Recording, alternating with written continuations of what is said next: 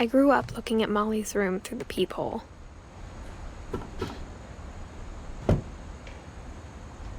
Molly's gerbil had a tiny bedroom with its own even tinier gerbil cage.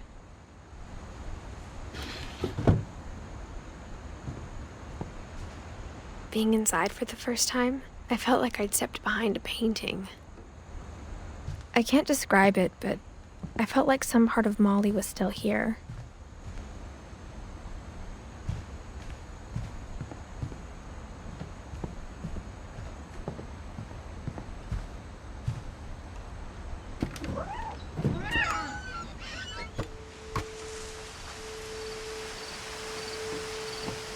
This will be obvious later, but my mom never told me any of these stories.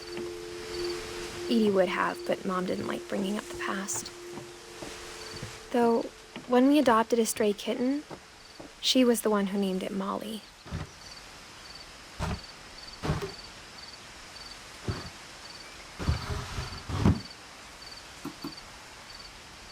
I spent a lot of time in Great-Grandma Edie's room. We got along, and it was a good place to hide from my mom. Her room was like a museum. For 500 years, the finches have been famous throughout Norway for their fortune and misfortune.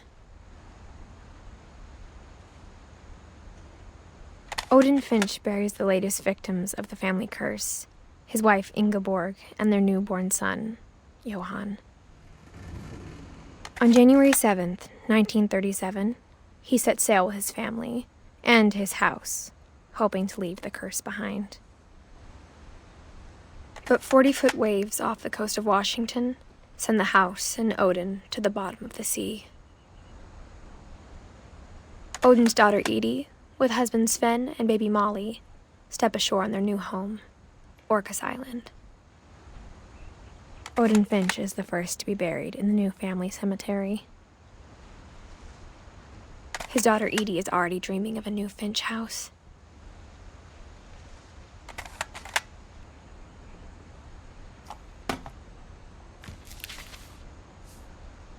Whatever's wrong with this family, it goes back a long ways.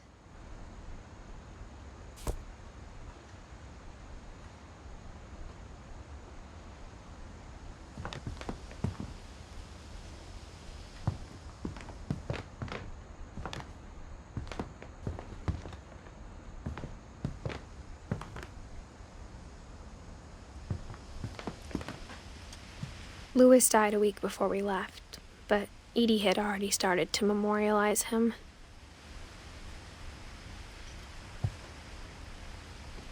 Great-Grandma had always been the family's biggest fan. Edie knit me a new pair of gloves every year, just in time to replace the old ones.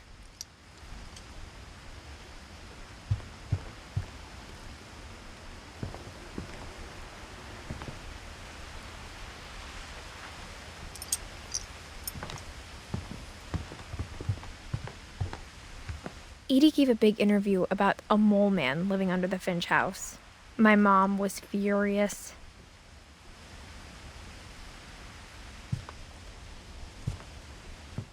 I hadn't thought of myself as Edith Jr. for a long, long time.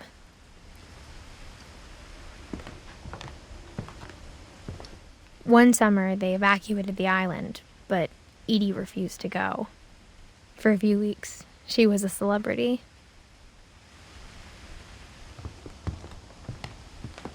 When Edie told people Sven was killed by a dragon, she could also have said he was building a dragon-shaped slide that collapsed.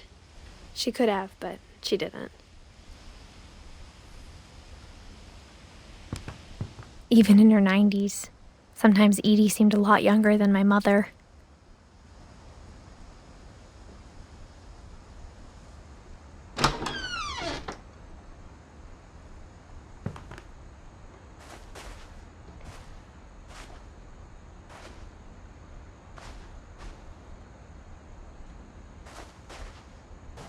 The only trace Grandpa Sam's first wife, Kay, left on the house was the pink bathroom.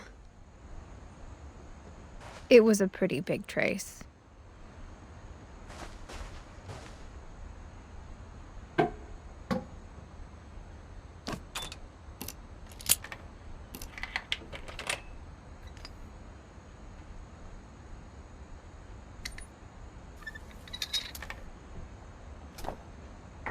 There's a secret in this bathroom. It's in the last place you would look. It isn't in the cupboard. It's hidden in this book.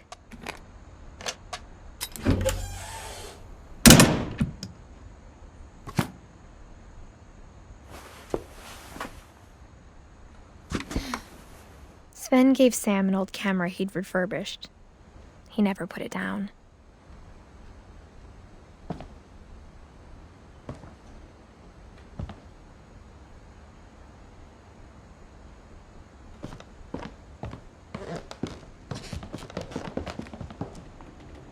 From the paintings on the wall, it was clear my brother Milton had been here before me.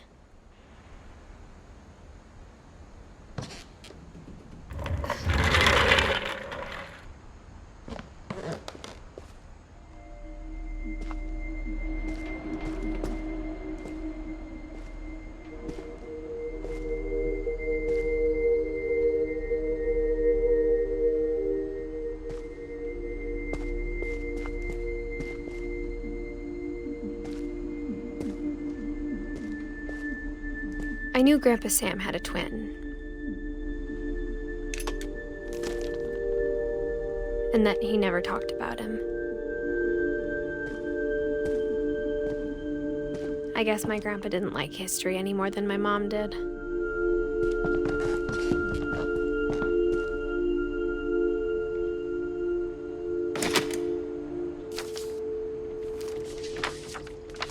How I Want to Remember My Brother by Sam Finch. The thing I remember is that when he made up his mind, that was it.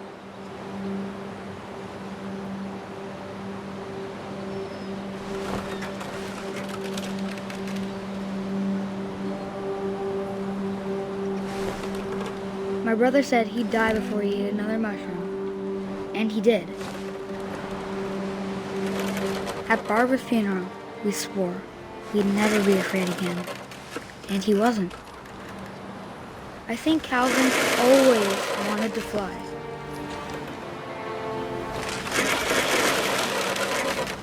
Sam! Calvin! Dinner's ready! Coming! But that day, he finally made up his mind to do it.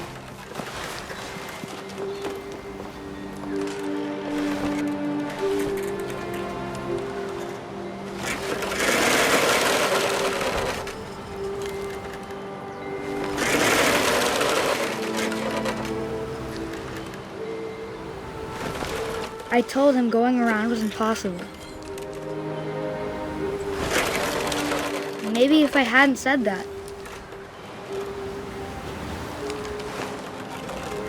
Calvin, I'm not gonna tell you again. Maybe if the wind hadn't picked up. Then maybe he'd still be here. But I doubt it. I think he'd already made up his mind. That's what I want to remember about my brother.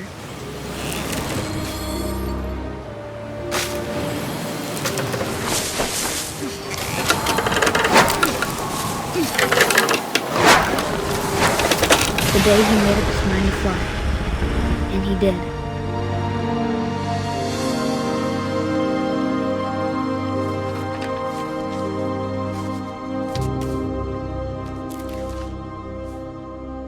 Calvin's story felt strangely familiar. When I was younger, I remember trying to do the exact same thing.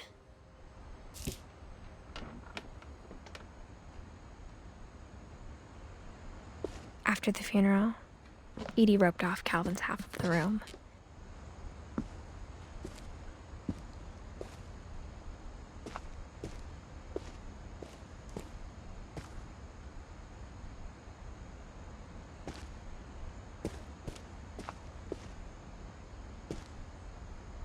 Mom said Grandpa Sam enlisted at 18 and never set foot in the room again.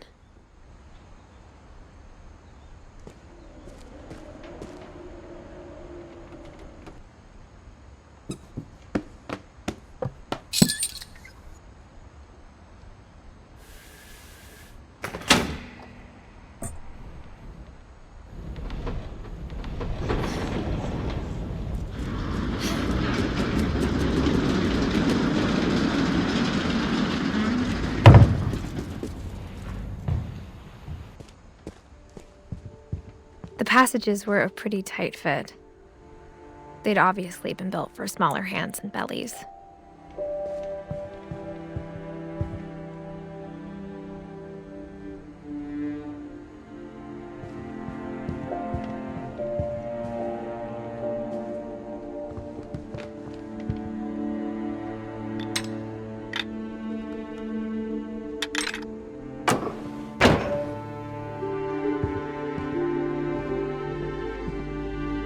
Edie's father, Odin, built the original house.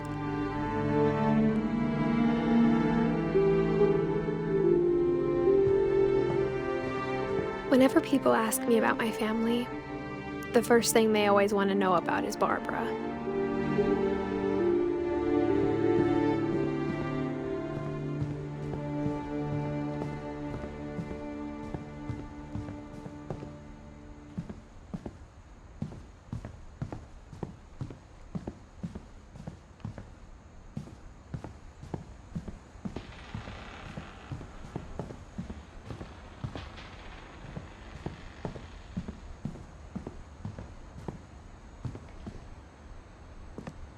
Mom must have locked the third floor stairs on the night we left.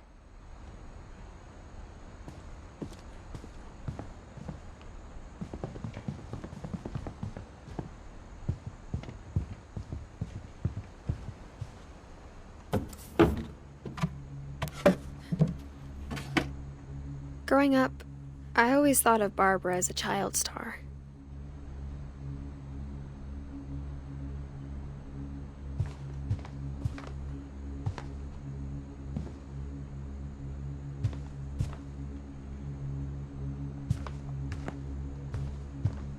I never thought about how hard it must have been for her afterwards.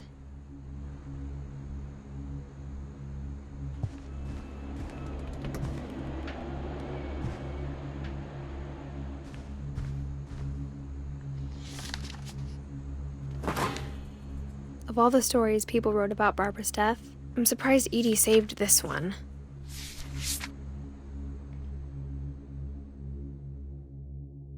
Old Jack here with another ghastly tale inspired by America's most unfortunate family.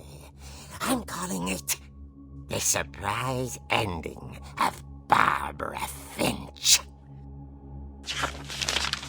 As a child star, Barbara was famous for her scream. Now at 16, she was all washed up. A has-been.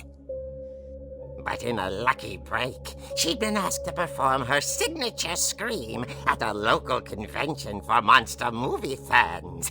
It was just the boost her career needed. Unfortunately, her scream hadn't aged well. Getting better. I think you just need the right motivation. Her biggest fan and current boyfriend, Rick, was about to demonstrate when... Now that was a great scream. It was Barbara's father, Sven. He'd slipped into a table saw and had to be rushed to the emergency room. So Barbara got stuck babysitting her youngest brother, Walter. Her convention comeback was cancelled. Okay, I'm hearing frustration, but I'm not hearing terror. What if I tried... A gang of hoodlums in Halloween masks have been terrorizing Orcas Island tonight. Police are urging residents to... That came from the basement. You're right! Also, I loved your delivery on that. Why is your basement door locked? Because my dad likes making puzzles and secret passages. There's a key hidden in the music box. The secret is to keep winding and winding until finally the key pops out. Thanks, babe. I'll be back in a sec. 20 minutes later, Rick hadn't returned. So Barbara went to look for him, right on cue. She reached for the music box.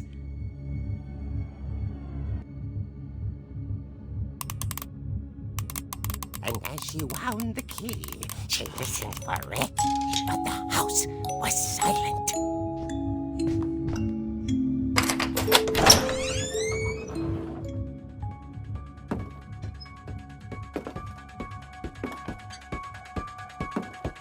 She found Rick's crutch and imagined the worst.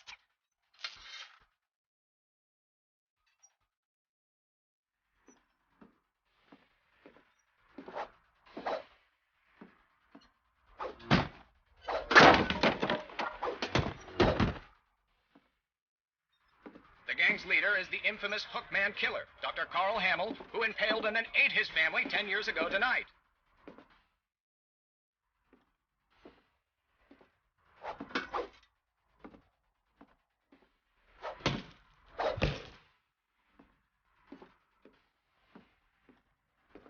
The old fridge rattled and grew still.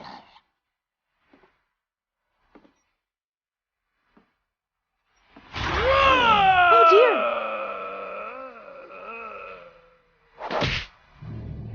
Oh! Rick? Barb, relax. I was just trying to scare you to help you find your scream. Well, I'm not scared, Rick. I'm furious. Then act furious. All I'm getting from you now is that you're hurt and confused and She threw him out, but she kept a little something to remember him by. Barb, have you seen my other crutch? And she was still holding it when she fell asleep watching the late picture show. Hours later... Barbara! Walter, what's going on up there? Ah! Okay, I'm coming up, but if this is a trick, you're dead, Walter.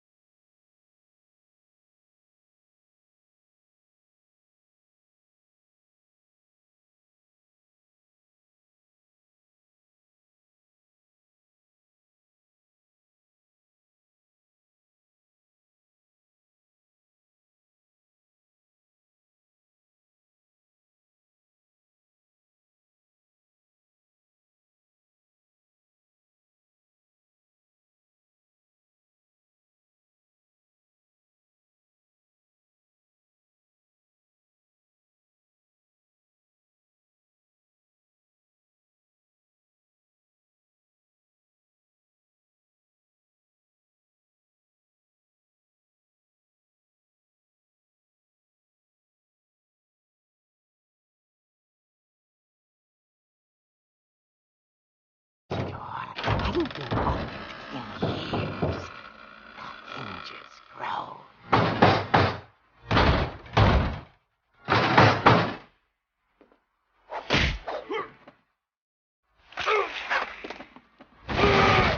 He wasn't moving, but she sensed the story might not be over yet.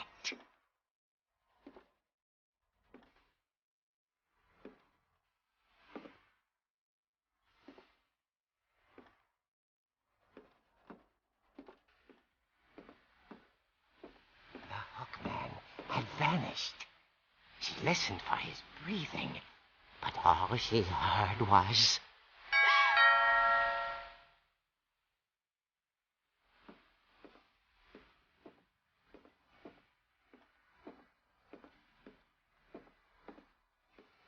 Someone at the door was dying to speak to young Barbara.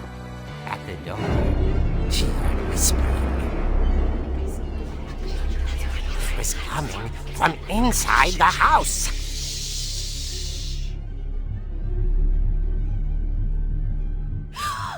Oh dear. Surprise! The monsters had come to surprise her. For Barbara, it was a dream come true. Then she saw what kind of monsters they were, and she realized what was about to happen. She was going to be famous. And with her final breath, Barbara Finch gave the performance of her life.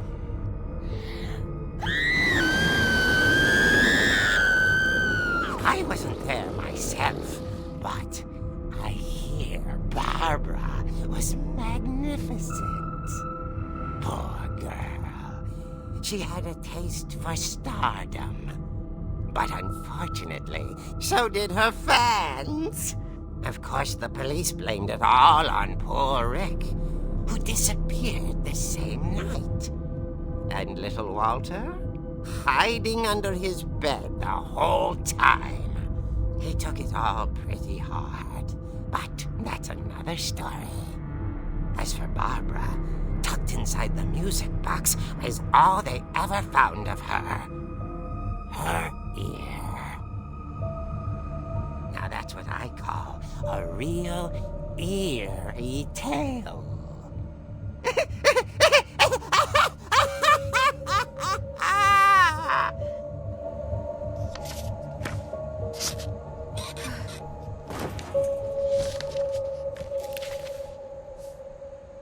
Edie told me all Barbara wanted was to be remembered, as absurd as that comic was.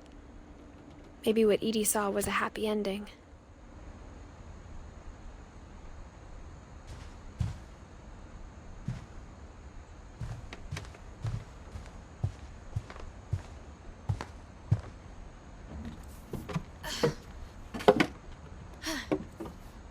I guess now I know why Mom didn't like me playing with the music box.